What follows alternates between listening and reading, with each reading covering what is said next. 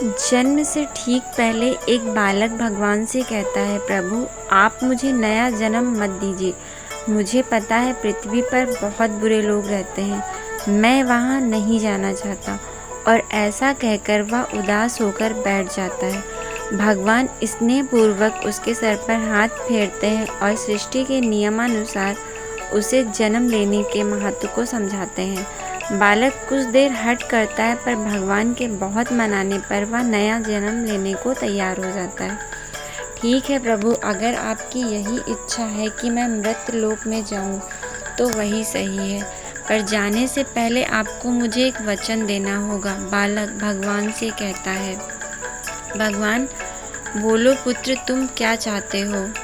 बालक, आप वचन दीजिए कि जब तक मैं पृथ्वी पर हूँ, तब तक हर एक क्षण आप भी मेरे साथ होंगे। भगवान, अवश्य ऐसा ही होगा। बालक, पृथ्वी पर तो आप अदृश्य हो जाते हैं, भला मैं कैसे जानूँगा कि आप मेरे साथ हैं कि नहीं? भगवान, जब भी तुम आंखें बंद करोगे तो तुम्हें 2 जोड़ी पैरों के चिन्ह दिखाई देंगे। उन्हें देखकर समझ जाना कि मैं तुम्हारे साथ हूँ। फिर कुछ ही क्षणों में बालक का जन्म हो जाता है। जन्म के बाद वह सांसारिक बातों में पड़कर भगवान से हुए वार्तालाप को भूल जाता है, पर मरते समय उसे इस बात की याद आती है तो वह भगवान के वचन की पुष्टि करना चाहता है। वह आंखें बंद करके अपना जीवन याद करने लगता है।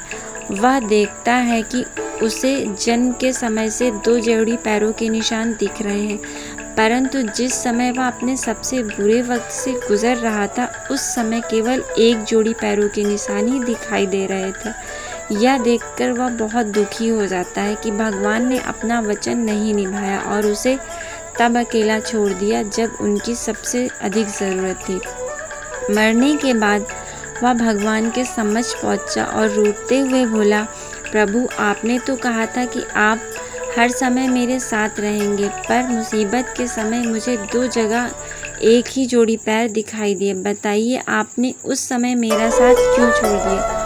भगवान मुस्कुरा कर बोले, पुत्र, जब तुम घोर विपत्ति से गुजर रहे थे तब मेरा हृदय द्रवित हो उठा और मैंने तुम्हें अपनी गोद में उठा लिया।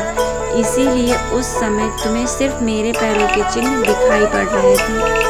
दोस्तों, बहुत बार हमारे जीवन में बुरा वक्त आता है। कई बार लगता है कि हमारे साथ बहुत बुरा होने वाला है, पर जब बाद में हम पीछे मुड़कर देखते हैं तो पाते हैं कि हम जितना सोचा था उतना बुरा नहीं हुआ, क्योंकि शायद यही वो समय होता है जब ईश्वर हमारे ऊपर सबसे ज़्यादा कृपा करते हैं। अनजाने में हम सोचते हैं वो हमारे साथ नहीं रह रहा है, पर हकीकत में वो अपनी गोद में